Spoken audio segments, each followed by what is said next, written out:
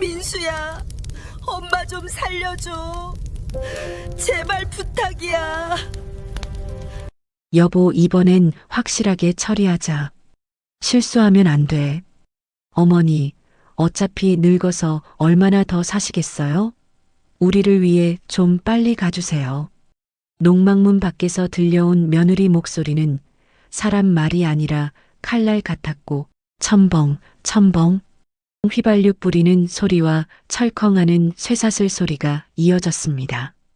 하지만 그들이 끝이라고 믿은 바로 그날 이 이야기는 시작되고 말았습니다. 사연 시작 전 어디서 듣고 계신지 댓글 남겨주시면 여러분의 꿈이 모두 이루어지도록 제가 진심으로 기원하겠습니다. 오늘의 사연 시작합니다. 지난 3월 15일 토요일 오전 10시 30분. 제 인생이 지옥으로 떨어진 그 순간을 저는 절대로 잊을 수 없습니다. 현관문이 쾅 하고 열리는 소리가 났어요. 어머니, 할아버지 산소 옆 땅 보러 가요. 민수가 갑자기 나타나 저희를 재촉하고 있었습니다. 평소 같으면 전화 한 통 없이 오지 않는 아들이 웬일인가 싶었어요. 저는 설거지하던 손을 멈췄습니다. 민수 얼굴에 식은땀이 흐르고 있었거든요. 무슨 땅을 갑자기? 남편이 신문을 내려놓으며 의심스럽게 물었어요. 아빠, 땅 투자 한번 해보면 어떨까 싶어서요. 민수가 손을 비비며 대답했는데 눈빛이 평소와 달랐어요. 뭔가 간절하고 절박한 기색이 역력했습니다. 손톱을 물어뜯은 흔적까지 보였어요. 민수야, 너 요즘 무슨 일 있니? 얼굴이 왜 이렇게 상했어? 제가 걱정스럽게 물었습니다. 아무것도 아니에요. 그냥 좀 피곤해서. 민수가 눈을 피하며 대답했어요. 말을 듣는 순간 가슴 한켠이 서늘해졌지만 저는 애써 웃으며 부엌으로 돌아갔습니다. 그래도 오랜만에 가족끼리 모였는데 김밥이라도 든든하게 싸가자 하는 마음이 들었거든요. 여보, 김밥 몇 줄이면 되겠어? 제가 고개도 들지 않고 물으니 거실에서 신문 보던 남편이 대답했어요. 나는 2줄이면 돼. 많이는 못 먹어. 민수, 너는? 제가 도마 위 김밥을 자르며 물었습니다. 저는 됐어요. 요즘 밥맛이 없어서요. 민수가 괜히 허허 웃었어요. 제가 잠시 손을 멈추고 물었습니다. 그럼 미영이는? 내 마누라는 몇 줄 먹냐? 그 사람요? 다이어트 한다고 말은 하면서도 먹을 땐 또 잘 먹으니까 2줄은 싸주세요. 엄마. 저는 고개를 끄덕이며 다시 김밥을 말았습니다. 입으로는 아무렇지 않은 일상 대화를 이어가고 있었지만 손끝에서는 자꾸 힘이 빠졌어요. 뭔가 이상하다는 느낌이 김밥 속 재료처럼 차곡차곡 쌓여가고 있었습니다. 그때 미영이가 차 안에서 경적을 울렸습니다. 빵빵, 빵빵. 어머니, 빨리 나오세요. 창문을 내리고 소리쳤어요. 서둘러 김밥을 싸고 나갔죠. 차에 타자마자 이상한 일들이 벌어졌어요. 미영이가 검은 선글라스를 끼고 휴대폰으로 통화했습니다. 응, 오늘 끝나면 빚 갚을 수 있어. 확실히 처리할게. 그 말이 귀에 들렸지만 저는 별 생각 없이 넘어갔어요.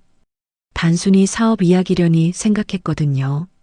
미영아, 누구랑 통화하는 거야? 제가 물었지만 대답이 없었어요. 미영은 선글라스를 더 깊숙이 눌렀었습니다. 차는 고속도로로 향했어요. 창밖으로 보이는 풍경이 점점 바뀌었습니다. 높은 빌딩들이 사라지고 작은 마을과 논밭들이 나타났어요. 참 멀리 가는구나. 남편이 시계를 보며 중얼거렸습니다. 싸고 좋은 땅은 시내에서 멀어야지요. 민수가 룸미러로 우리를 힐끗힐끗 보며 말했어요. 그런데 그 눈빛이 이상했습니다. 마치 무서운 일을 앞둔 사람처럼 떨리고 있었거든요. 2시간을 달려 도착한 곳은 완전히 외진 농막이었어요. 사방이 산으로 둘러싸인 움푹한 곳에 낡은 농막 하나만 외롭게 서 있었습니다. 핸드폰 안테나도 간신히 한두 개 잡히는 정도였죠. 여기가 어디야? 산골인데 쥐새끼 한 마리도 안 보이네. 남편이 불안해하며 중얼거렸습니다. 이런 곳이 좋은 땅 맞아? 이상하네. 누가 봐도 좋은 땅이 아니었어요. 농막문을 열자 곰팡이 냄새가 났어요. 오래된 나무 냄새와 축축한 습기가 코를 찔렀습니다. 여기서 점심 먹고 땅 구경 가죠. 민수가 억지로 웃으며 공기 좋고 위치 좋고라고 말했어요. 농막 안에는 낡은 테이블과 의자들이 놓여 있었어요. 저는 가방에서 미리 준비해온 김밥을 꺼냈습니다. 민수야, 너도 먹어. 네, 엄마. 김밥을 먹는데 민수가 자꾸 시계를 봤어요. 손목 시계를 보더니 휴대폰 시계도 확인했습니다. 그러더니 갑자기 일어났어요. 잠깐만요. 밖에 나갔다 올게요. 어디 가는데? 화장실 좀. 민수와 며느리가 밖으로 나간 지 1분도 안 되어 이상한 소리가 들렸어요. 철컹, 철컹. 쇠사슬 소리였습니다. 민수야, 너 지금 뭐 하고 있냐? 제가 문고리를 돌려도 꿈쩍도 하지 않았어요. 남편도 어깨로 문을 밀어봤지만 열리지 않았습니다. 그때 믿을 수 없는 말이 농막 밖에서 들려왔어요. 엄마 미안해. 지금 엄마 아빠의 목숨값 50억이 필요해. 어쩔 수 없어. 순간 제 심장이 발밑까지 쿵 떨어지는 것 같았습니다. 뭔 소리를 하는 거지? 50억? 휘발유 냄새가 창문 사이로 스며들었어요. 코를 찌르는 독한 냄새였습니다. 미영이가 농막 주위에 기름을 붓고 있는 소리가 들렸거든요. 첨벙, 첨벙. 이번엔 확실하게 처리하자. 실수하면 안 돼. 미영의 차가운 목소리가 들렸어요. 민수야, 이게 뭐 하는 짓이야? 남편이 창문을 주먹으로 두드리며 소리쳤습니다. 라이터 켜는 소리가 났어요. 찰칵. 농막 한쪽 끝에서 파란 불꽃이 치솟기 시작했습니다. 연기가 빠르게 차올랐어요. 엄마 미안한데 빨리 죽어요. 난 50억 보험금이 필요해. 민수가 차갑게 말했습니다. 민수야, 엄마가 너를 30년 넘게 키웠는데 저는 목이 찢어지도록 외쳤어요. 가슴이 찢어지는 것 같았습니다. 30년 넘게 키워서 뭐 해줬어요? 가난한 주제에 우리 빚 갚을 돈도 없으면서. 미영이가 비웃으며 소리쳤어요. 미영아, 제발. 닥치세요. 평생 우리 무시하고 구박하더니 이제 죽을 때 됐어요. 미영이의 목소리가 독사처럼 차가웠습니다. 연기가 농막 안으로 들어오기 시작했어요. 숨쉬기가 점점 어려워졌습니다. 민수야, 엄마 좀 살려줘. 저는 기어가는 목소리로 애원했어요. 어머니, 어차피 늙어서 얼마 못 살 거 좀 빨리 가주세요. 민수가 태연하게 말했어요. 그때 남편이 제 손을 꽉 잡으며 절망적으로 속삭였습니다. 여보, 제발 죽은 척해야 살아. 소리내면 저놈들이 더 큰 불을 지를 거야. 그 말을 들은 순간 저는 온 세상이 무너져 내리는 것 같았어요. 정말 죽은 척해야만 살 수 있다니.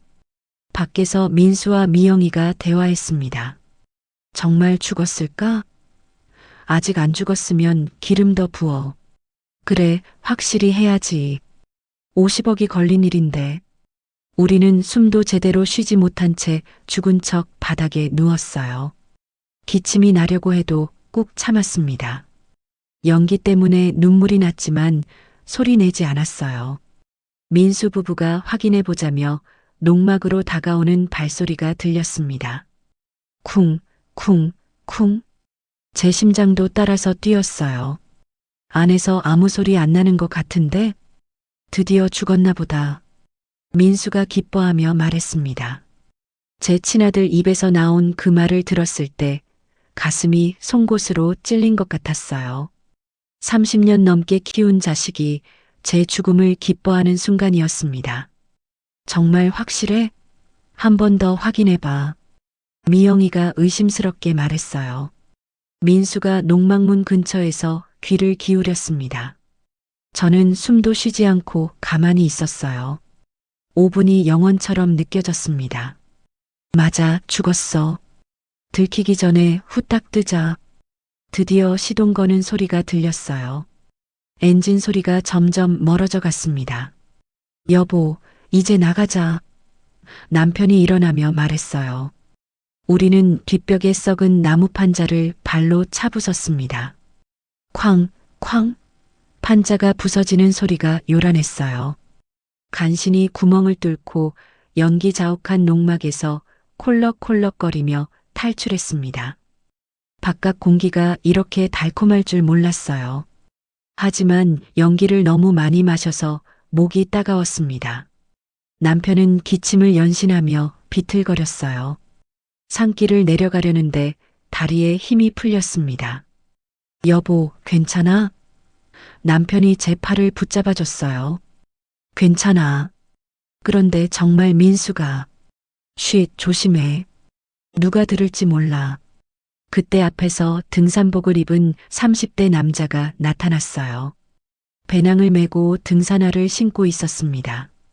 어르신들, 괜찮으세요? 불나는 거 보고 달려왔어요. 등산객이 뒤를 돌아보며 놀란 표정으로 말했어요. 네네.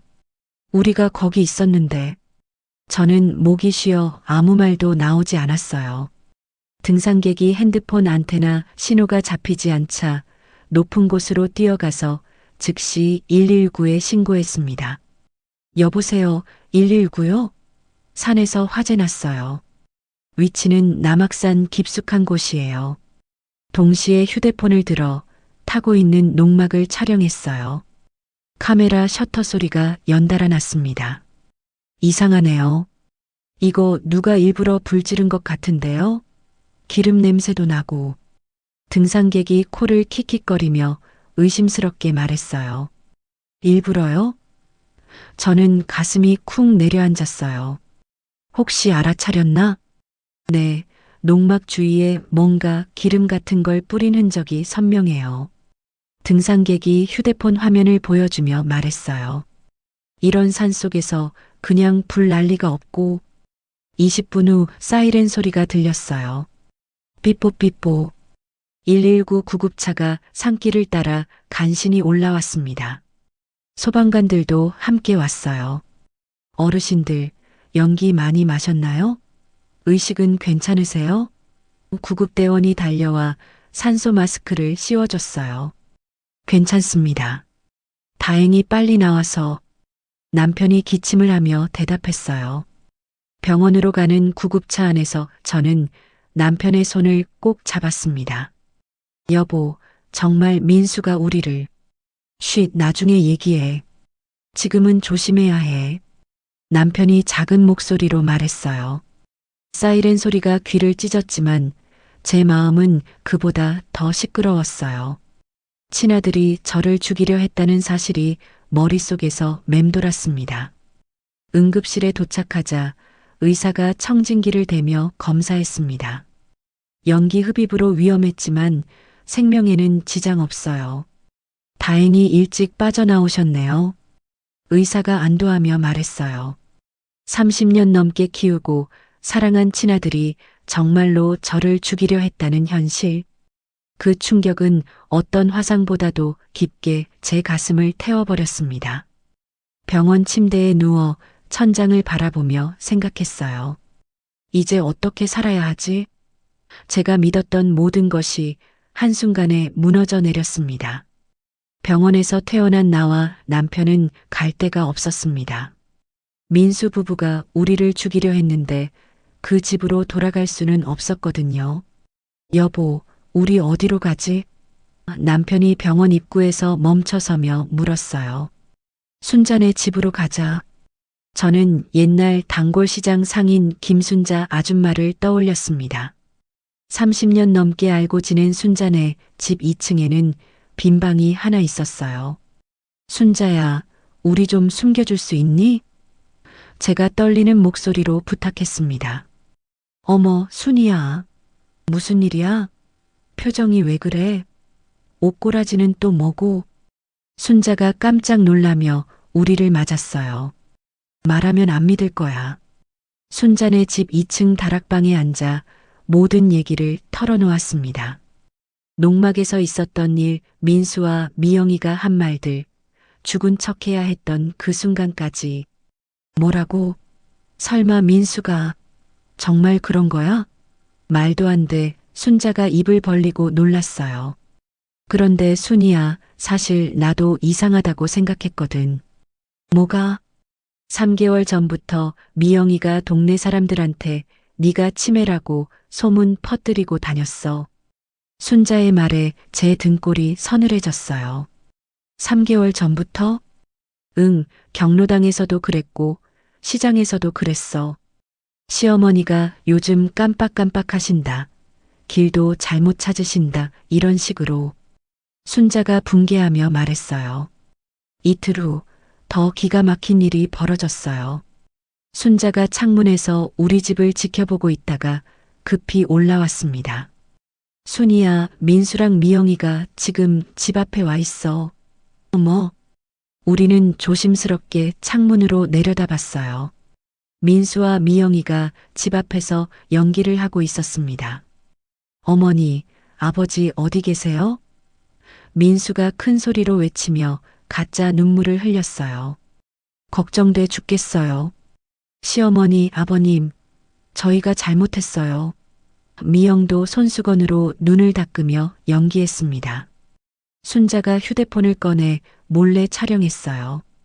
이 나쁜 놈들이 뻔뻔하게. 동네 사람들이 하나둘 나와서 구경했습니다. 저런 악마들이. 그날 밤 저는 30년간 비밀로 간직한 물건을 꺼냈습니다. 서랍 깊숙이 숨겨둔 낡은 휴대폰이었어요. 아무도 모르는 비상용 전화였습니다. 떨리는 손으로 번호를 눌렀어요. 여보세요? 석호야, 나 순이야. 윤석호 변호사는 30년 전부터 저를 아는 유일한 사람이었습니다. 이 번호로 전화하다니 무슨 일이야? 석호야, 큰일 났어. 농막에서 죽을 뻔했어. 저는 모든 상황을 설명했습니다. 그날 밤 순자 집 다락방에서 저는 남편과 마주 앉았어요. 여보, 제발 죽은 척해야 살았던 그 절망적인 순간이 계속 떠올랐습니다. 여보, 우리 이대로 당할 수는 없어. 저는 마음을 굳게 먹었어요. 그래, 저놈들한테 당하고만 있을 순위가 아니잖아. 남편도 고개를 끄덕였습니다. 창밖으로 보이는 우리 집에 불이 켜져 있었어요. 간병인 정미숙이 우리를 기다리고 있을 거라고 생각하니 소름이 돋았습니다. 석호야, 이제 진짜 시작이야. 저는 다시 비상용 휴대폰을 들었어요. 뭘 시작한다고? 평생 숨겨온 그것들을 꺼낼 때가 왔어. 석호가 잠깐 침묵했다가 말했어요. 정말로? 30년 동안 숨겨왔던 그것들을? 그래, 강남 땅 50필지와 대기업 지분 증서들 말이야. 저는 이를 악물었습니다. 민수는 꿈에도 모르겠지. 자기가 죽이려던 엄마가 누군지. 남편이 씁쓸하게 웃었어요. 그날 밤 저는 잠을 한숨도 이루지 못했습니다. 아들의 배신, 며느리의 악독함, 그리고 30년간 숨겨온 비밀들. 이 모든 것들이 머릿속에서 뒤엉켜 돌았어요. 새벽 5시 저는 결심했습니다. 이제 정말로 전쟁을 시작하자. 순자가 아래층에서 라디오를 틀어놨어요. 아침 뉴스가 들려왔습니다. 실종된 노인 부부를 찾습니다. 민수가 언론까지 이용하고 있었던 거예요. 저는 이를 악물었습니다. 좋아, 저놈들이 그렇게 나온다면 나도 각오해야지. 평생 모은 전 재산으로 완벽한 복수를 계획하기 시작했습니다. 일주일 후인 3월 22일 토요일 오전 10시 순자가 시장에서 돌아왔을 때 얼굴이 새하얗게 질려 있었습니다. 평소 같으면 순이야, 생선이 싸다 며 웃으며 올라오는데 이번엔 계단을 뛰어 올라오는 발소리가 급했어요.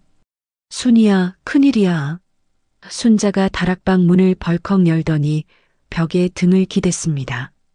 가슴을 쓸어내리며 헉헉거렸어요. 이마와 목덜미에는 3월의 찬바람에도 불구하고 식은 땀이 송골송골 맺혀 있었고 손가락 끝까지 파르르 떨리고 있었습니다. 왜? 무슨 일이야? 저는 다리미질하던 손을 멈추고 순자를 바라봤어요. 순자의 얼굴빛이 평소와 완전히 달랐습니다. 30년 넘게 알고 지낸 순자가 이렇게 겁에 질린 모습은 처음이었어요. 미영이한테 들켰어. 그 한마디에 제 손에서 다리미가 떨어질 뻔했습니다. 남편이 읽던 신문을 바닥에 떨어뜨리며 벌떡 일어났어요. 신문이 바스락거리며 펼쳐지는 소리만 방 안에 울렸습니다. 들켰다고? 뭘? 제 목소리가 떨렸어요. 순자가 떨리는 목소리로 상황을 설명하기 시작했어요. 오전 10시경 시장 생선가게에서 김 사장님께 미영이 최근 행적을 물어보고 있었는데 갑자기 뒤에서 누군가 지켜보는 차가운 시선을 느꼈다는 거예요. 천천히 돌아보니 미영이가 검은 선글라스를 쓴 채 5미터 떨어진 곳에 서 있었다고 했습니다. 그때 미영이 눈빛이 정말 무서웠어. 순자가 몸서리를 치며 말했어요. 뱀처럼 차갑고 모든 걸 알고 있다는 듯한 확신에 찬 표정이었다고. 미영이가 천천히 다가와서 가짜 미소를 지으며 이렇게 말했다는 거예요. 순자 아줌마 혹시 시어머니랑 연락하고 계세요? 그 목소리가 평소와 달리 낮고 위협적이었다고 했습니다. 순자는 무슨 소리냐, 실종된 지 일주일이나 됐는데 라고 발뺌했지만 미영이는 의심의 눈초리를 거두지 않았다고 해요. 오히려 더 날카롭게 쳐다보며 아줌마가 오늘따라 우리 가족 일에 관심이 많으시네요? 라고 말했다는 거였어요. 그 말을 들었을 때 순자는 등골이 오싹해졌다고 했어요. 완전히 들킨 느낌이었다는 거죠. 그럼 이제 어떡하지? 저는 가슴이 쿵 내려앉는 것 같았어요. 시간이 흘러 해가 지기 시작하는 오후 6시경 아래층에서 현관문 두드리는 소리가 들렸어요. 쿵쿵쿵. 평소 순자네 집 손님들과는 완전히 다른 강렬하고 요구하는 듯한 소리였습니다. 마치 경찰이 수사를 위해 찾아온 것 같은 느낌이었어요. 창문으로 살짝 커튼을 젖혀 내려다보니 미영이 서 있었어요. 검은 패딩 점퍼를 입고 진한 선글라스를 쓴 채로요. 한 손에는 큰 가방을 들고 있었습니다. 마치 수사관처럼 위압적이고 냉정한 모습이었어요. 순자 아줌마, 문 열어주세요. 미영의 목소리가 평소보다 한 옥타브 낮고 차갑게 들려왔어요. 순자가 파랗게 질린 얼굴로 우리를 바라봤습니다. 어떻게? 정말 의심하는 것 같아. 침착해, 순자야. 우리는 여기 없는 거야. 당당하게 해. 저는 순자를 진정시켰지만 제 목소리도 떨렸어요. 순자가 계단을 내려가며 최대한 자연스럽게 문을 열었습니다. 저와 남편은 다락방에서 숨을 죽이고 귀를 기울였어요. 미영아, 이 늦은 시간에 웬일이야? 순자가 최대한 평소처럼 물었지만 목소리가 약간 떨렸어요. 아줌마, 혹시 우리 시어머니 소식 들으신 거 없어요? 미영의 목소리가 차갑게 들려왔습니다. 없다고 했잖아. 나도 걱정되는데. 경찰에는 신고했어? 아줌마, 오늘 시장에서 우리 얘기 많이 물어보셨던데요? 미영의 목소리에 협박이 노골적으로 섞여 있었어요. 뭔 소리야? 그냥 순이 걱정돼서 이것저것 물어본 거지. 정말요? 그럼 혹시 집안을 한번 봐도 될까요? 순간 제 심장이 멈출 것 같았어요. 집안을? 왜? 혹시 몰라서요. 시어머니가 치매로 기억을 잃고 아무데나 숨어 계실 수도 있잖아요. 발소리가 현관에서 거실로, 거실에서 1층 안방으로 이동하기 시작했어요. 서랍 여는 소리, 옷장 문 열리는 소리가 들렸습니다. 그러더니 계단으로 향하기 시작했어요. 쿵, 쿵, 쿵. 한 계단씩 올라올 때마다 제 심장도 따라서 뛰었습니다. 저와 남편은 재빨리 다락방 옷장 속으로 몸을 웅크렸어요. 좁은 공간에서 남편의 거친 숨소리가 들렸고 제 손바닥에는 식은땀이 가득했어요. 2층도 봐도 될까요? 뭐하러? 여기 아무도 없다고. 순자가 필사적으로 막으려 했지만 이미 미영이 올라오고 있었어요. 미영이 다락방 문을 열었습니다. 문고리 돌아가는 소리가 마치 총소리처럼 크게 들렸어요. 옷장 틈새로 미영의 발이 보였습니다.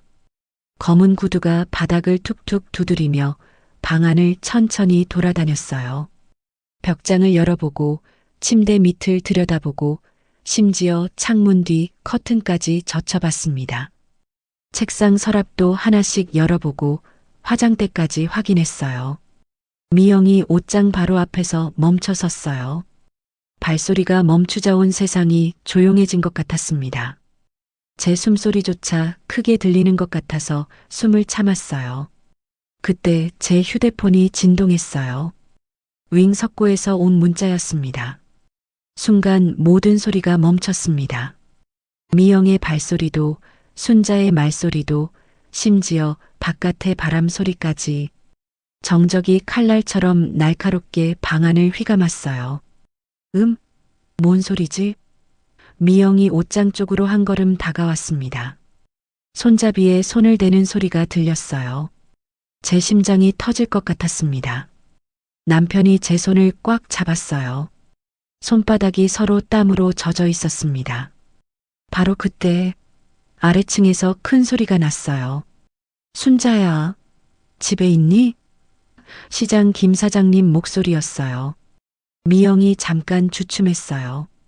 옷장에서 손을 떼고 계단 쪽을 돌아봤습니다. 그 틈에 순자가 미영을 재촉해서 아래로 끌고 갔어요. 미영아, 내려가자. 김 사장님이 급한 일이 있나 봐. 저는 그제서야 안도의 한숨을 쉬었습니다. 미영이 돌아간 후 순자가 다락방으로 올라왔어요. 얼굴이 종이처럼 하얗게 질려 있었습니다. 순이야, 큰일 났어. 순자가 털썩 주저앉았어요. 미영이가 나를 감시하려고 해. 뭐? 내일부터 미영이네 집에서 지내래. 거절하면 더 의심받을 것 같아. 저는 머리가 복잡해졌어요. 순자가 잡혀가면 우리는 완전히 고립됩니다. 그날 밤 11시 저는 떨리는 손으로 석고에게 전화했어요. 석고야, 상황이 급해졌어. 무슨 일이야? 순자가 미영이한테 들켜서 감시받게 됐어. 계획을 앞당겨야겠어. 앞당긴다고? 너무 급작스럽지 않아? 늦으면 순자까지 위험해져. 내일 당장 기자회견 준비해줘. 석고가 잠깐 침묵하더니 말했어요. 알겠어. 내일 오후 2시 민수회사 본사에서 하자. 다음 날 아침 순자가 작은 보따리를 들고 짐을 쌌어요. 주머니에서 작은 노쇠종 하나를 꺼냈습니다. 혹시 뭔 일 생기면 이걸 창문에서 3번 흔들어. 위험하다는 뜻이야. 순자야. 그럼 너희들이 알아서 피해. 순자가 떠나고 나니 집이 무덤처럼 조용해졌어요. 창밖으로 순자가 미영이네 집으로 걸어가는 모습이 보였습니다. 점심때인 오후 12시 30분경 순자네 집 창문에서 종소리가 들렸어요. 딸랑 딸랑 딸랑. 3번. 위험 신호였습니다. 미영이네 집에서 큰 소리가 들려왔어요. 말해. 시어머니 어디 숨겨놨어. 모른다고. 정말 몰라. 순자가 고문받고 있었어요. 제 가슴이 찢어지는 것 같았습니다. 석고야, 지금 당장 가야겠어. 저는 떨리는 손으로 전화를 걸었습니다. 1시간 30분 앞당겨. 순자가 위험해. 지금 안 하면 늦어. 30분 후 저는 남편과 함께 30년간 살던 이 동네를 떠났어요. 순자네 집에서 나오면서 마지막으로 미영이네 집을 바라봤습니다. 창문 너머로 순자의 작은 그림자가 보였어요. 순자야, 조금만 참아. 곧 끝날 거야. 저는 속으로 간절히 기도했어요. 강남으로 향하는 버스에 올라타면서 저는 마지막으로 비상용 휴대폰을 확인했어요. 드디어 30년간 숨겨온 진짜 재체성을 드러낼 시간이 왔습니다. 여보, 30년 동안 숨겨왔던 모든 걸 오늘 세상에 드러내는 거야. 후회하지 않겠지? 전혀. 이제 민수가 자기가 감히 누구와 싸웠는지 똑똑히 보게 될 거야. 오후 1시 30분 강남역에 도착한 저는 30년 만에 옛 사무실로 향했습니다. 지하철 2번 출구에서 나오자 익숙하면서도 낯선 거리가 펼쳐졌어요.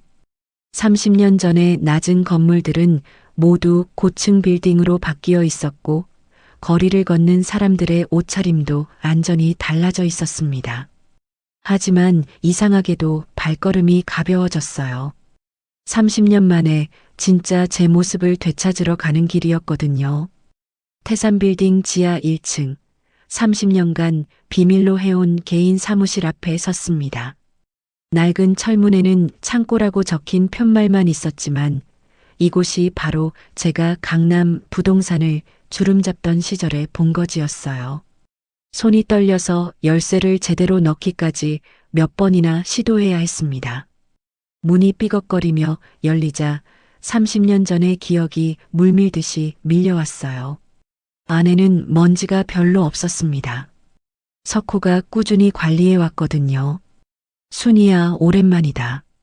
석호가 안에서 기다리고 있었어요. 68세가 된 석호의 머리는 완전히 하얗게 샜지만 눈빛만은 30년 전 그 날카로움 그대로였습니다. 세월의 무게가 느껴지는 얼굴이었지만 여전히 믿음직스러웠어요. 악수를 나누며 저는 가슴이 뭉클해졌습니다. 30년간 혼자서 제 비밀을 지켜준 고마운 사람이었거든요. 사무실 안쪽으로 들어가자 익숙한 가구들이 그대로 있었어요. 30년 전 제가 사용하던 책상, 의자, 그리고 벽에 걸린 강남 지도까지 마치 시간이 멈춘 것 같았습니다. 석호가 비밀 금고를 열었어요. 두툼한 철제 금고 문이 열리자 노란 봉투들이 가지런히 정리되어 있었습니다. 강남 핵심 부지 50필지 등기부등본들과 각종 대기업 지분 증서들이었어요. 서류를 하나씩 꺼내보는데 손이 떨렸습니다. 30년간 잊고 지냈던 제 재산 목록들이었거든요. 이 땅값만 현재 시세로 500억이야. 석호가 계산기를 두드리며 차분히 설명했어요. 삼성전자, SK텔레콤 지분까지 합하면 200억 더. 남편이 입을 다물지 못하고 서류들을 바라봤어요. 평생 가난하게 살아온 우리에게는 상상도 할 수 없는 금액이었습니다. 석호가 특별히 한 장의 지분 증서를 따로 빼서 보여줬어요. 그 순간 제 얼굴이 하얗게 질렸습니다. 순이야, 정말 충격적인 건 이거야. 석호의 목소리가 심각했어요. 민수가 다니는 태산건설 지분을 네가 30% 가지고 있다는 거지. 세상이 빙글빙글 도는 것 같았어요. 제 아들이 자기도 모르게 자기 사장을 죽이려 한 셈이었으니까요. 이런 아이러니가 또 있을까요? 석호가 추가로 준비한 서류들을 보여줬어요.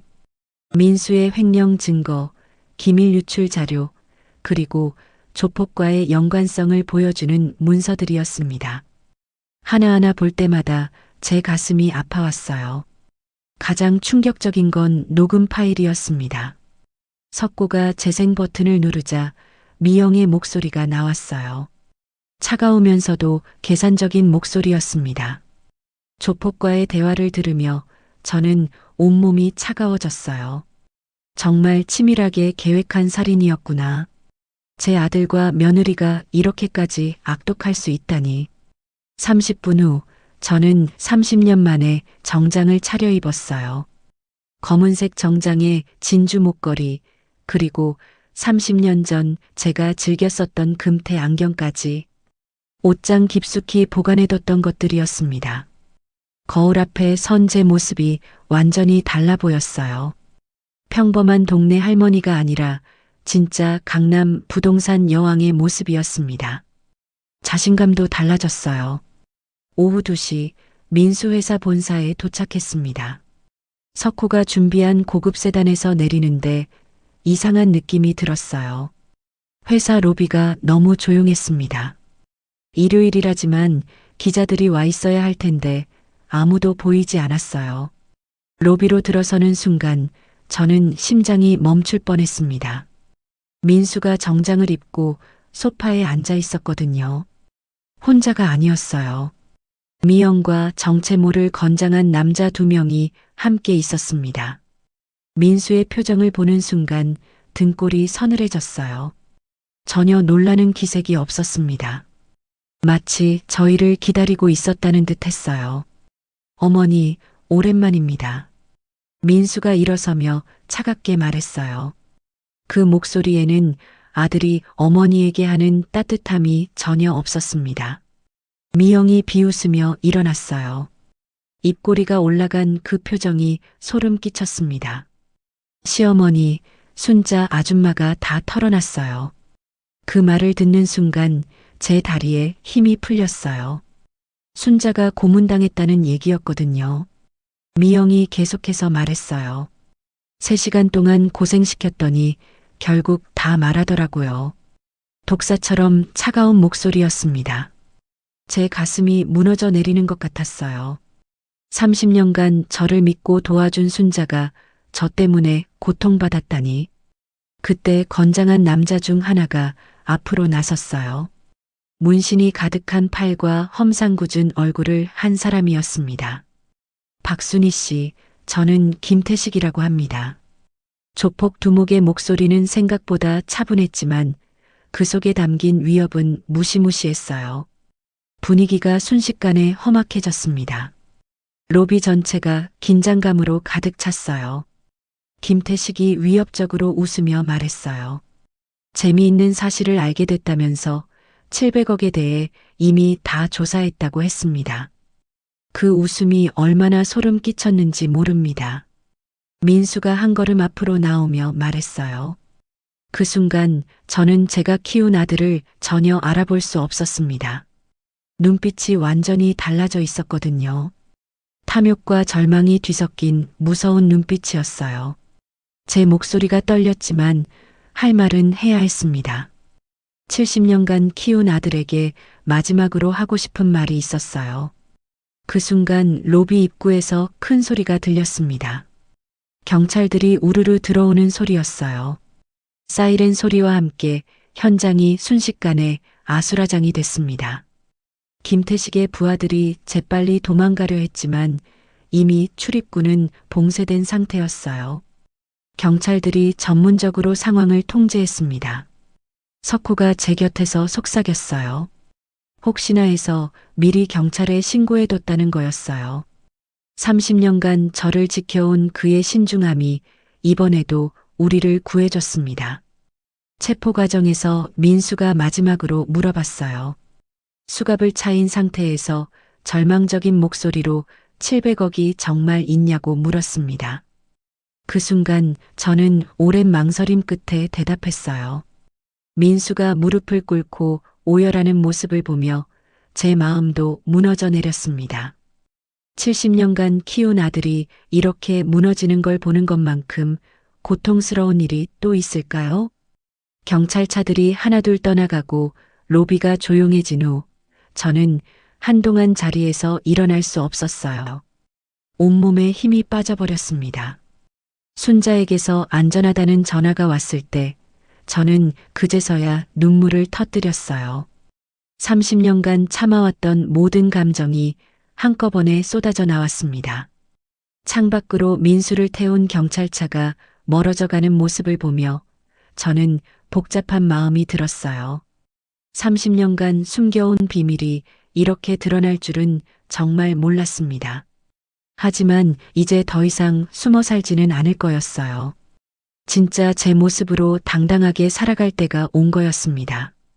그렇게 제 인생의 가장 큰 전환점이 시작되었어요.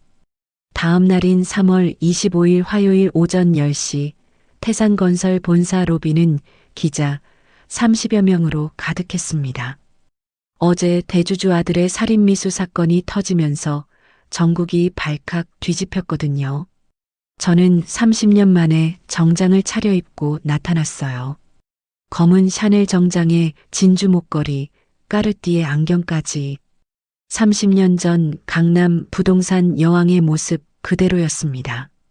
저분이 그 할머니? 완전 다른 사람 같은데? 직원들이 수군거렸어요. 연단의 선절을 보고 현장이 조용해졌습니다. 어제까지 평범한 할머니였는데 완전히 다른 사람이 서 있었거든요. 안녕하십니까? 제 목소리가 로비에 울렸습니다. 저는 태산건설 최대 주주이자 강남 부동산 투자회사 선의개발 회장 박순희입니다. 순간 로비가 술렁거렸어요. 선의개발은 30년 전 전설의 부동산 회사였거든요. 30년 전 저는 강남 개발로 700억 재산을 축적했습니다. 카메라 플래시가 터지기 시작했어요. 하지만 제 친아들이 저를 죽여서 50억 보험금을 받으려 했습니다. 현장이 아수라장이 됐어요. 아들이 어머니를 50억 보험금? 스크린이 내려오며 농막 화재 영상이 재생됐어요. 타오르는 농막과 멀리서 지켜보는 민수 부부의 모습이 생생했습니다. 저희를 농막에 가둬놓고 불을 질렀습니다. 제 목소리가 떨렸지만 계속했어요. 영상에서 민수 목소리가 들렸습니다. 정말 죽었나 보다. 기자들이 충격받아 중얼거렸어요. 세상에. 친아들이. 다음엔 50억 보험 가입 서류가 나타났어요. 3개월 전부터 계획한 살인입니다. 그리고 조폭과의 통화 녹음이 재생됐어요. 시어머니 죽이고 50억 받으면 5억 갚겠어요. 미영의 차가운 목소리가 로비에 울렸습니다. 현장이 얼어붙었어요. 조폭과 손잡고 시어머니를 죽이려 한 며느리라니. 가장 충격적인 건 저는 심호흡을 하고 말했어요. 민수가 제가 700억 재산을 가진 줄도 모르고 50억을 노렸다는 겁니다. 700억 모르고 50억 때문에 기자들이 다시 술렁거렸어요. 스크린에 강남 부동산 등기부등본들이 나타났습니다. 압구정 빌딩, 청담동 상가, 강남 토지들. 하나씩 나타날 때마다 현장이 더 놀랐어요. 부동산만 500억, 주식까지 합쳐 총 700억입니다. 현장이 폭발했어요. 700억? 진짜 재벌이네. 그럼 50억은 조족지혈이잖아. 바로 그때 로비 뒤쪽 문이 열렸어요. 수갑을 찬 민수와 미영이 경찰과 함께 나타났습니다. 검찰에서 기자회견 참석을 허가한 거였어요. 어머니. 민수가 저를 보고 절규했어요. 정말 700억이 있었어요? 모든 카메라가 민수에게 집중됐어요. 수갑 찬 아들이 어머니에게 재산을 묻는 충격적 장면이었습니다. 민수는 하룻밤 사이에 완전히 늙어 보였어요. 머리는 헝클어져 있었고 눈은 충혈되어 빨갛게 되어 있었습니다. 있었어, 민수야. 저는 차갑게 대답했어요. 그 말을 듣는 순간 민수가 무릎을 꿇었어요. 왜 말씀 안 해주셨어요? 네가 나한테 물어본 적 있니? 저는 조용하지만 단단한 목소리로 물었어요. 네가 나한테 도움이 필요하다고 말한 적 있니? 민수가 대답하지 못했어요. 정말 한 번도 물어본 적이 없었거든요. 어머니. 민수가 바닥에 엎드려 절하기 시작했어요. 정말 죄송합니다. 정말 몰랐어요. 용서해 주세요. 하지만 미영은 끝까지 달랐어요. 700억 있으면서 왜 우리 안 도와줬어? 미영이 소리쳤어요. 당신 때문에 우리가 이렇게 됐잖아. 닥쳐. 민수가 미영에게 고함쳤어요. 다 네가 시킨 거잖아. 엄마 죽이자고 한 것도, 조폭한테 빌리자고 한 것도. 수갑찬 부부가 서로 책임을 미루며 다투는 모습이 생중계되고 있었어요. 진짜 막장 드라마가 현실에서 벌어지고 있었습니다. 현장의 모든 사람들이 충격받은 표정으로 지켜봤어요. 이런 장면을 직접 본 사람은 아무도 없었을 거였습니다. 정숙하세요. 경찰이 제지했지만 이미 늦었어요. 모든 게 카메라에 잡혔고 생방송으로 전국에 나가고 있었거든요. 검찰 관계자가 나와서 공식 발표를 했어요. 박민수는 살인미수, 보험사기, 횡령, 기밀 유출 등으로 기소될 예정입니다. 최대 무기징역까지 가능한 상황입니다. 어머니, 살려주세요. 민수가 울부짖으며 절규했어요. 제발 용서해 주세요. 저는 아들의 모습을 보며 가슴이 아팠지만 마음을 굳게 먹었어요. 70년간 키운 아들이지만 이미 돌이킬 수 없었습니다. 민수야, 넌 나를 죽이려 했어. 제 목소리가 차갑게 울렸어요. 용서할 수 없어. 그 말을 들은 민수가 더욱 크게 울부짖었어요. 하지만 제 마음은 이미 굳어 있었습니다. 기자회견이 끝나자 1시간 만에 전국이 발칵 뒤집혔어요. 포털 사이트 실시간 검색어 1위부터 10위까지 모두 제 이야기였습니다. 박순희 700억 재벌 아들 살인미수 농막 화재 사건 태산건설 대주주. 태산건설 주가는 하한가로 폭락했어요. 거래량은 평소의 200배를 기록했고 회사는 완전히 망하는 분위기였습니다. 직원들은 이력서를 준비하기 시작했어요. 그날 저녁 모든 뉴스 채널에서 제 기자회견이 메인으로 나왔어요.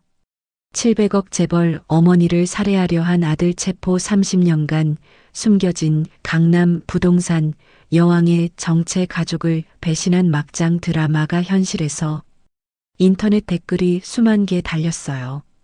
어떻게 친어머니를 죽이려 할 수 있나 700억 있는 줄 알았으면 그런 짓 안 했을 텐데 정말 막장 중의 막장이다. 모든 국민이 충격받았습니다. 석구가 찾아와서 말했어요. 순이야, 이제 어떻게 할 거야? 민수는 법이 처벌할 거고 나머지 공범들은 내가 직접 처리하겠어. 저는 창밖을 바라봤어요. 의사 김종수, 보험 설계사 박철민, 병원장 이광수, 조폭 김태식의 부하들. 아직 처리해야 할 놈들이 많았습니다. 700억으로 할 수 있는 일이 많거든. 저는 30년 만에 되찾은 힘을 느꼈어요. 순자도 찾아와서 말했어요. 순이야, 뉴스 봤어. 정말 속이 시원하더라. 고생 많았어, 순자야. 30년간 숨겨왔던 제 진짜 모습이 세상에 완전히 드러났습니다. 이제 진정한 복수의 두 번째 막이 시작될 거였어요. 민수는 법정에서 엄중한 처벌을 받을 테고 저는 700억으로 나머지 악인들을 하나씩 처리할 겁니다. 조폭들도 공범 의사들도 모든 악인들을 응징할 거였어요.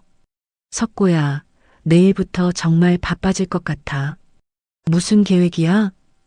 700억 재벌의 진짜 복수를 보여줄 시간이야. 창밖으로 서울 야경이 보였어요. 30년 전 제가 주름 잡던 그 강남이었습니다.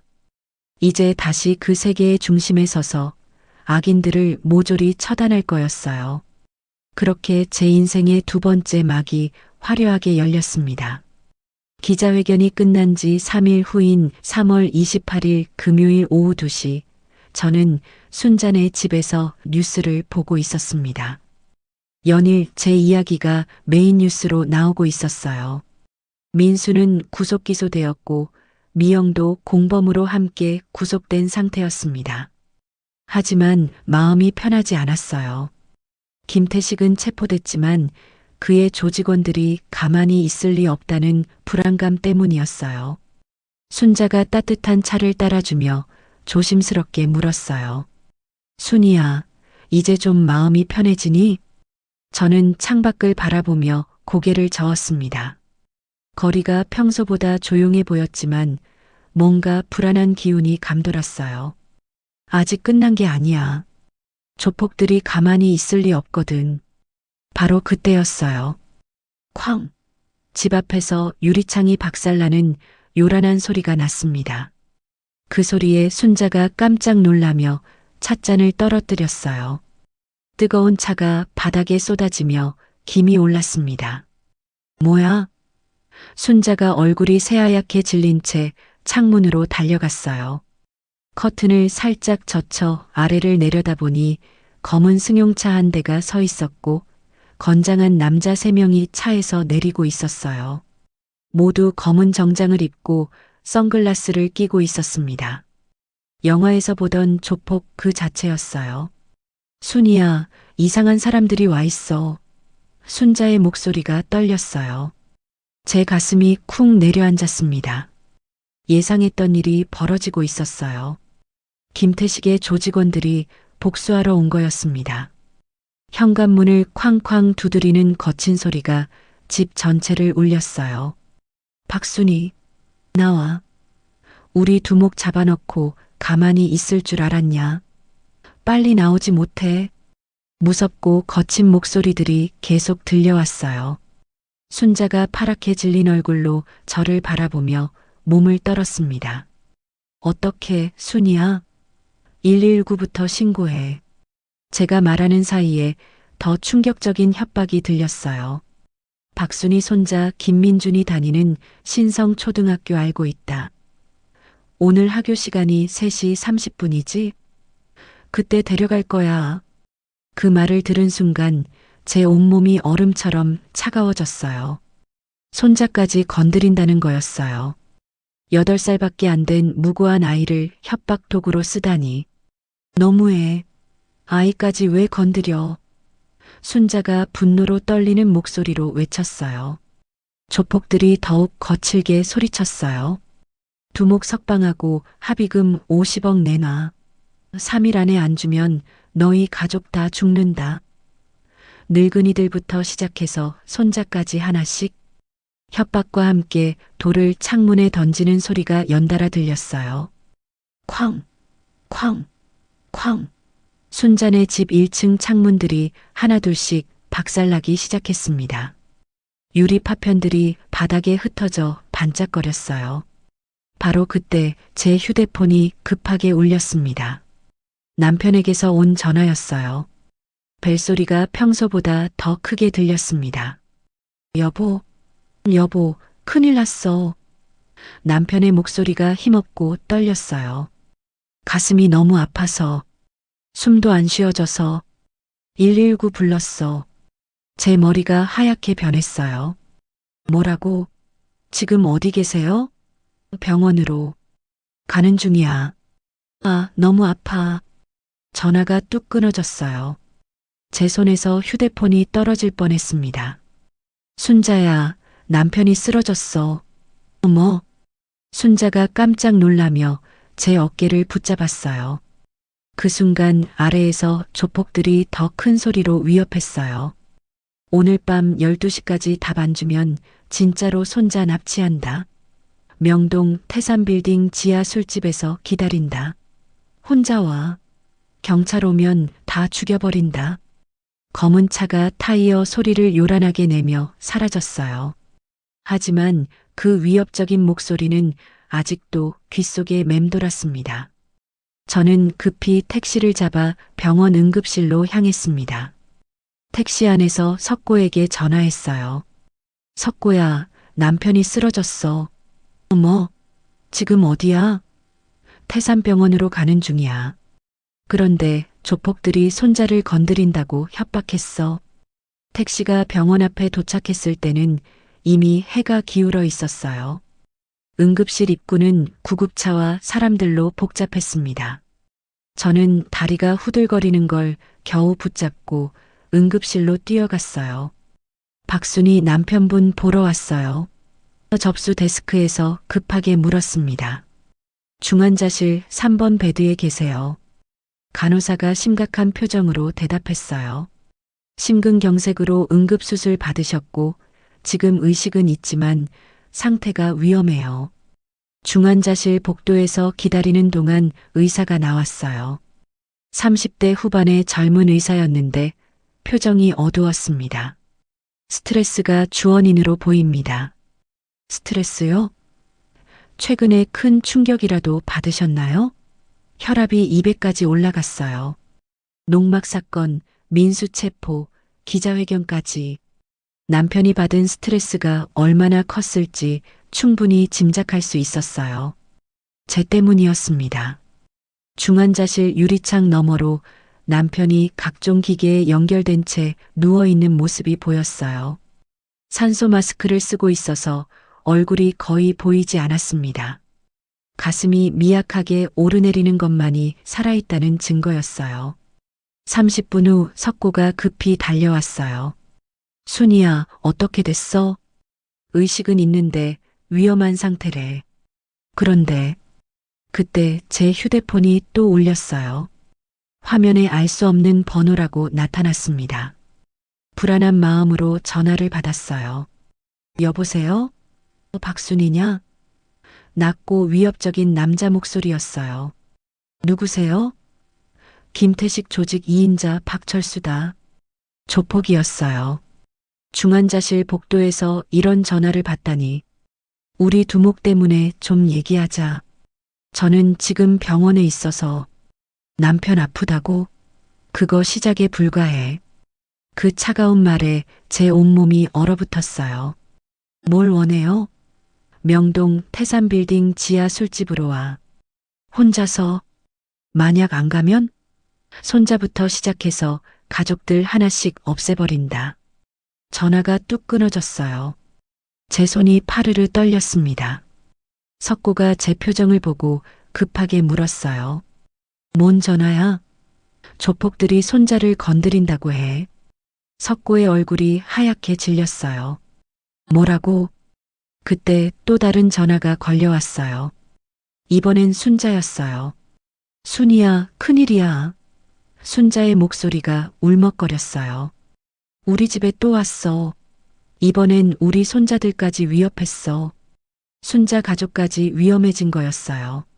제 때문에 무고한 사람들이 모두 위험에 처했습니다. 우리 딸이 아이들 데리고 피신했는데 어디까지 쫓아올지.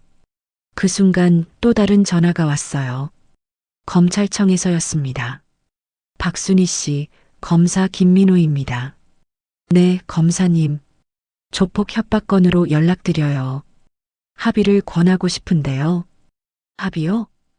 김태식 석방하고 50억 합의금 주시면 모든 게 조용히 끝납니다.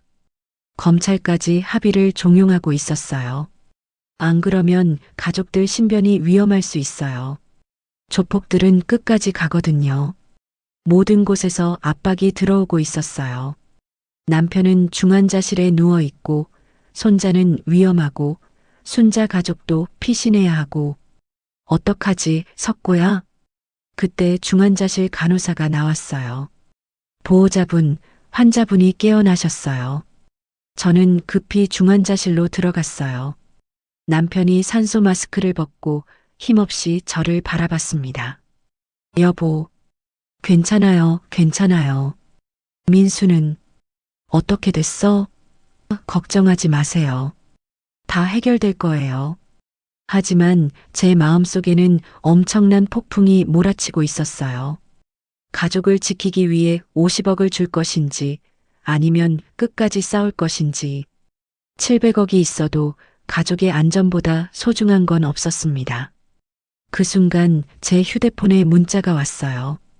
마지막 경고다. 오늘 밤 12시 명동에서 기다린다. 시계를 보니 오후 6시였어요.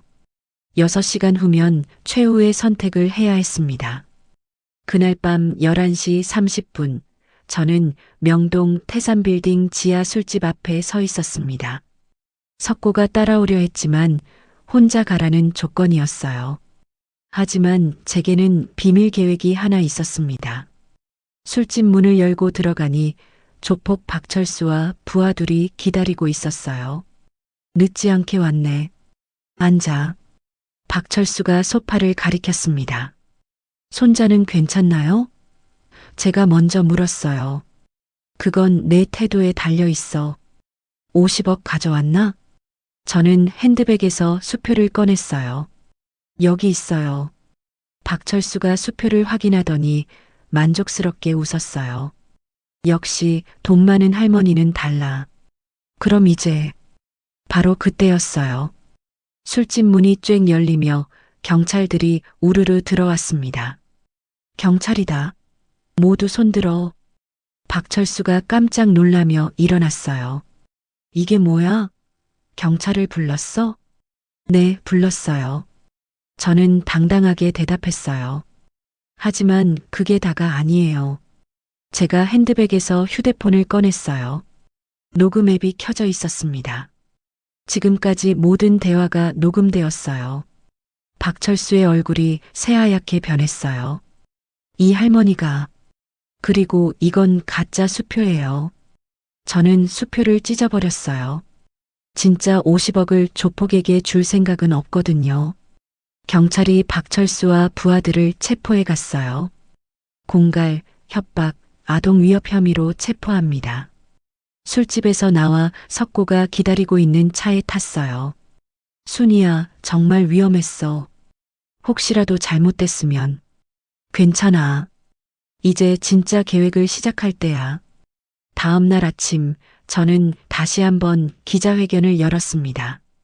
이번에는 태산병원 대회의실이었어요. 기자들이 또 30여 명 몰려왔습니다. 안녕하십니까? 어제 조폭들의 협박을 받았지만 굴복하지 않았습니다. 저는 당당하게 말문을 열었어요. 그리고 오늘 중요한 발표를 하겠습니다. 화면에 커다란 글자가 나타났어요. 순이재단 설립. 재전 재산 700억 원을 노인학대 방지 재단에 기부하겠습니다. 현장이 술렁거렸어요. 700억 전부를? 정말로요? 네, 전액입니다. 저는 확신에 찬 목소리로 말했어요. 저처럼 자식에게 버림받고 죽을 위기에 처한 노인들을 돕기 위해서요. 기자들이 연달아 질문했어요. 그럼 남으시는 돈은? 생활은 어떻게 하실 건가요? 제가 진짜 부자가 되는 길은 돈을 쌓아두는 게 아니라 의미 있게 쓰는 거예요. 그때 뒤쪽에서 박수 소리가 들렸어요. 순자와 시장 상인들이 와 있었어요. 박수가 점점 커져서 회의실 전체가 박수 소리로 가득했습니다. 순이재단으로 전국 2,000개 요양원에 CCTV를 설치하겠습니다. 노인학대를 막고 어르신들을 보호하는 시스템을 만들겠어요. 그날 뉴스에서 제 기부 선언이 메인으로 나갔어요. 700억 기부하는 할머니 조폭 협박에 굴복하지 않은 용기 진정한 부자의 의미. 인터넷에는 감동 댓글들이 쏟아졌어요. 정말 존경스럽다. 이런 분이 진짜 어른이다. 700억을 다 기부하다니. 그 영향으로 놀라운 일이 벌어졌어요. 김태식 조직 전체가 경찰서에 자수한 거였어요. 박순이 할머니 때문에 정신 차렸습니다. 김태식이 구치소에서 보낸 편지였어요. 진심으로 사죄드립니다. 일주일 후 민수 재판이 열렸어요. 저는 증인석에 섰습니다. 피고인에게 하고 싶은 말이 있으십니까? 판사가 물었어요. 저는 민수를 바라봤어요.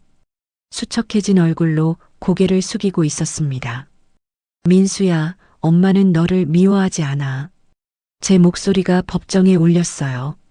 하지만 네가 한 일에 대한 책임은 져야 해. 어머니. 민수가 눈물을 흘리며 일어났어요. 정말 죄송합니다. 돈 때문에 정신을 잃었어요. 네가 진심으로 뉘우친다면 이번 기회에 새 사람이 되어라. 판사가 판결을 선고했어요. 피고인 박민수, 살인미수 및 보험사기 등으로 징역 5년, 집행유예 3년을 선고합니다. 민수가 눈물로 범벅이 된 채 절하며 말했어요. 어머니, 평생 속죄하며 살겠습니다. 미영은 달랐어요. 끝까지 뻔뻔한 태도였습니다. 시어머니가 돈을 숨겨놨으니까 이런 일이 생긴 거야. 결국 미영은 징역 18년을 받았어요. 공범들도 모두 처벌받았어요. 의사 김종수는 징역 3년, 보험설계사 박철민은 징역 2년, 병원장 이광수는 징역 5년. 모두 의료계에서 영구 퇴출되었습니다. 한 달 후 남편이 완전히 회복했어요. 여보, 정말 700억을 다 기부한 거야? 응. 후회 안 해. 저는 남편의 손을 잡았어요. 그럼 우리 생활은? 순이재단에서 이사장 급여 받으면 돼. 그거면 충분해. 순자가 찾아와서 말했어요. 순이야, 전국에서 편지가 쏟아지고 있어. 어떤 편지? 너 같은 일 당한 노인들이 고마움 표시하는 거야. 정부에서도 연락이 왔어요. 박순이 이사장님께 국민 포장을 드리고 싶습니다. 포장은 사양할게요. 대신 노인보호법 강화해 주세요. 6개월 후 순이재단을 통해 전국 2,000개 요양원에 CCTV가 설치됐어요. 노인학대 신고 건수가 90% 줄어들었습니다. 저는 재단 사무실에서 매일 노인보호 업무를 했어요. 30년간 숨어 지냈지만 이제는 당당하게 일하고 있었습니다. 순이야, 후회하지 않아? 석구가 가끔 물었어요. 전혀. 이게 진짜 내가 원했던 삶이야. 민수는 집행유예 기간 동안 요양원에서 봉사활동을 했어요. 매주 한 번씩 찾아와서 사과했습니다. 어머니, 정말 죄송해요. 이제 그만해도 돼. 앞으로 잘 살아라. 어느 날 손자 민준이가 찾아왔어요. 할머니, 할아버지. 민준아. 할머니가 전국에서 제일 유명한 할머니라면서요? 그냥 일 좀 하는 할머니야. 친구들이 할머니 때문에 자랑스럽대요. 그 말을 들으니 눈물이 날 것 같았어요. 손자가 저를 자랑스러워한다니. 1년 후 순이재단은 아시아 최대 노인보호단체가 되었습니다. 저는 국제회의에서 연설까지 하게 됐어요. 노인을 보호하는 것은 우리의 미래를 보호하는 것입니다. 박수가 3분간 계속됐어요. 그날 밤 호텔에서 남편과 이야기했어요. 여보, 30년 전보다 더 바쁘게 살고 있네. 하지만 행복해. 나도 그래. 돈만 쌓아놓고 살 때보다 지금이 훨씬 좋아. 창밖으로 서울 야경이 보였어요. 30년 전 제가 재산을 쌓기 위해 뛰어다녔던 그 도시였지만 이제는 다른 의미로 다가왔습니다. 민수에게서 문자가 왔어요. 어머니, 요양원 할머니들이 어머니 얘기하면서 너무 좋아하세요. 정말 감사합니다. 저는 미소를 지으며 답장을 보냈어요. 고생 많아. 계속 열심히 해라. 그렇게 저의 두 번째 인생이 완전히 자리 잡았습니다. 700억을 잃었지만 더 큰 것을 얻었어요. 진정한 행복과 보람, 그리고 사람들의 존경이었습니다. 1년 후인 2026년 3월, 저는 양평의 작은 한옥에서 남편과 함께 조용한 아침을 맞고 있었습니다. 마당에는 제가 직접 심은 채소들이 파릇파릇 자라고 있었어요. 상추, 토마토, 고추까지 작은 텃밭이지만 정성껏 가꾸니 제법 그럴듯했습니다. 여보, 아침 됐어요. 남편이 된장찌개 냄새와 함께 저를 불렀어요. 벌써 7시네. 30년간 강남에서 살다가 이렇게 시골로 온 지 반년이 됐어요. 순이재단 이사장 일은 계속하지만 주 3일만 서울로 나가고 나머지는 이곳에서 보내고 있었습니다. 공기도 맑고 조용해서 남편 건강에도 좋았어요. 아침을 먹고 있는데 현관문에서 노크 소리가 들렸어요. 누구지? 문을 열어보니 민수가 서 있었어요. 요양원 자원봉사복을 입고 있었습니다. 어머니, 안녕하세요. 민수야, 이른 아침에 웬일이야? 오늘 할머니들과 소풍 가는 날이에요. 가기 전에 인사드리러 왔어요. 민수는 집행유예 기간 동안 매주 3일씩 요양원에서 봉사활동을 하고 있었어요. 처음에는 어색해했지만 이제는 할머니들이 민수를 아들처럼 따랐습니다. 어머니, 이거 할머니들이 드시라고 주신 거예요. 민수가 손수 담근 김치를 내밀었어요. 고마워. 할머니들께 잘해드려라. 네, 어머니. 그런데 민수가 머뭇거리며 말했어요. 어머니께 정말 죄송한 일이 있어요. 뭔데? 미영이가 면회 와서 또 어머니 욕했어요. 시어머니 때문에 내 인생 망했다고. 저는 한숨을 쉬었어요. 미영은 감옥에서도 반성하지 않고 있었어요. 미영이는 신경 쓰지 마. 네가 잘하면 돼. 어머니, 정말 감사해요. 민수가 고개를 숙였어요. 어머니가 용서해 주신 덕분에 새로운 삶을 살고 있어요. 용서가 아니라 기회를 준 거야. 그 기회를 잘 살려라. 민수가 떠나고 나서 저는 마당에 나가 꽃에 물을 주었어요. 봄이라 진달래가 예쁘게 피어 있었습니다. 1년 전만 해도 상상할 수 없었던 평화로운 일상이었어요. 오전 10시경 순자가 찾아왔어요. 순이야, 잘 살고 있네. 순자야, 어서 와. 차 끓여줄게. 순자는 서울에서 2시간을 달려 이곳까지 오곤 했어요. 30년 넘는 우정이 이런 시골에서 더 깊어진 것 같았습니다. 순이야, 뉴스 봤어? 내 재단이 또 상 받았다던데. 아, 그런가? 나는 몰랐어. 순이재단은 1년 만에 대한민국을 대표하는 복지단체가 됐어요.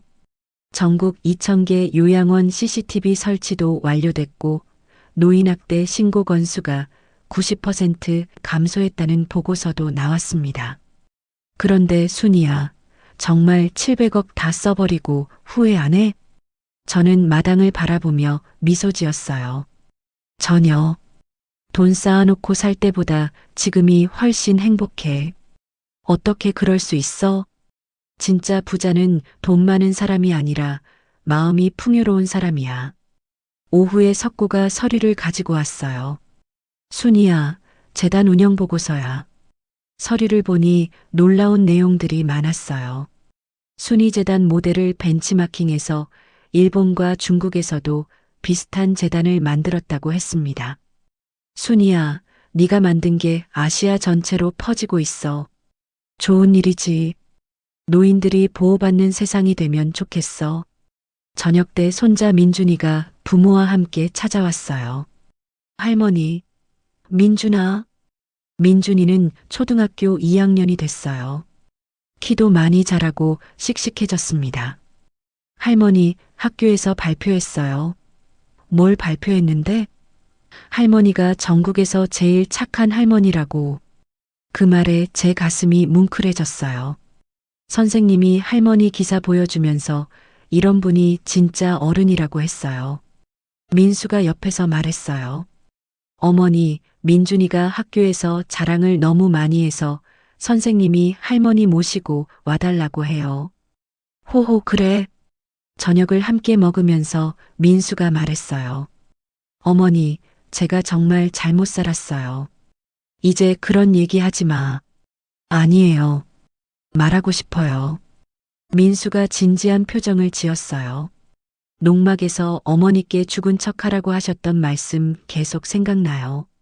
저도 그날이 떠올랐어요. 남편이 제게 한 그 절망적인 말. 죽은 척해야 살아라고 하셨는데 정말 그때 죽은 척하지 않으셨으면 지금 이 모든 게 없었을 거예요. 그래. 어머니께서 당당하게 살아계셔서 저도 새로운 기회를 받았어요. 그 순간 저는 깨달았어요. 죽은 척하지 말고 당당하게 살아야 한다는 게 제 인생의 진짜 교훈이었구나. 민준아. 제가 손자를 불렀어요. 네, 할머니. 할머니가 너한테 중요한 말 해줄게. 뭐예요? 어떤 힘든 일이 있어도 절대 포기하지 마. 그리고 죽은 척 하지도 말고. 죽은 척요? 응. 당당하게 살아야 해. 그게 진짜 사는 거야. 민준이가 고개를 끄덕였어요. 할머니처럼 용감하게 살 거예요. 그날 밤 가족들이 모두 돌아가고 남편과 둘이 앉아 있었어요. 여보, 1년 전 일 생각나? 어떻게 안 나겠어. 농막에서 죽을 뻔했잖아. 그때 죽은 척해야 살아라고 했는데 지금 생각해보니 그게 아니었어. 뭐가? 당당하게 살아야 진짜 사는 거더라고. 남편이 제 손을 잡았어요. 맞아. 30년간 숨어 살았는데 이제야 진짜로 사는 것 같아. 창밖으로 달이 밝게 떠 있었어요. 양평의 조용한 밤이었습니다. 다음 날 아침 서울에서 기자가 인터뷰하러 왔어요. 박순희 이사장님, 1년 전과 비교해서 어떠세요? 훨씬 행복해요. 700억을 포기한 게 후회되지 않나요? 전혀요. 돈은 쓸 때 진짜 값어치가 나타나는 거거든요. 마지막으로 같은 처지의 어르신들에게 한 말씀 해주세요. 저는 잠깐 생각하고 대답했어요. 어떤 어려운 일이 있어도 포기하지 마세요. 그리고 절대 죽은 척하지 마세요. 죽은 척하지 말라는 건 당당하게 사세요. 그게 진짜 사는 거예요. 기자가 돌아가고 저는 다시 마당에 나가 꽃에 물을 주었어요. 토마토 새싹이 파릇파릇 올라오고 있었습니다.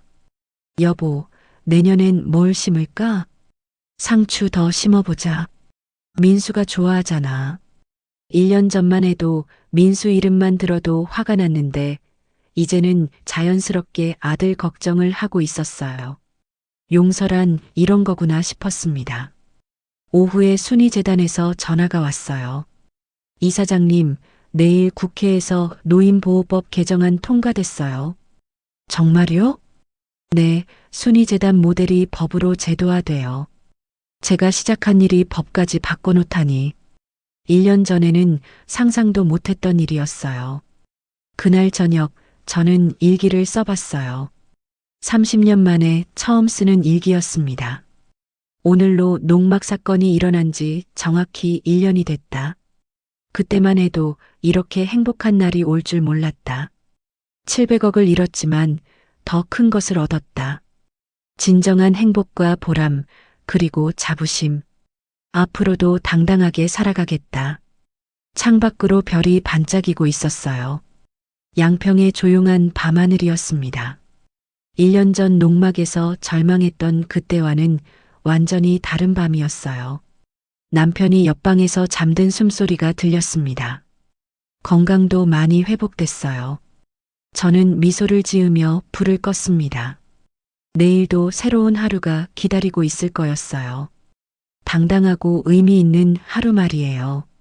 그렇게 제 두 번째 인생이 완전히 자리 잡았습니다. 죽은 척하지 말고 당당하게 살아라. 이것이 제가 세상에 남기고 싶은 메시지였어요. 70세 박순희 할머니의 이야기가 여기서 마무리됩니다. 농막에서 죽음의 위기를 맞았던 순이는 죽은 척해야 살아라는 절망의 순간을 겪었지만 결국 당당하게 일어나 700억 재벌의 정체를 드러내며 악인들을 응징했습니다. 그리고 그 모든 재산을 사회에 환원하며 진정한 부자의 의미를 보여줬죠. 가장 중요한 건 순이가 30년간 숨어 지내다가 마침내 당당한 삶을 되찾았다는 것입니다. 돈보다 소중한 것은 자존감이고 진짜 행복은 남을 도우며 사는 데 있다는 걸 깨달았어요. 죽은 척하지 말고 당당하게 살아라. 이것이 순이 할머니가 우리에게 남긴 가장 소중한 메시지입니다. 어떤 어려움이 와도 포기하지 말고 숨지 말고 당당하게 맞서 살아가시길 바랍니다. 이야기를 끝까지 들어주신 분이 계시다면 잘 들었다고 댓글 하나만 남겨주세요. 감사합니다.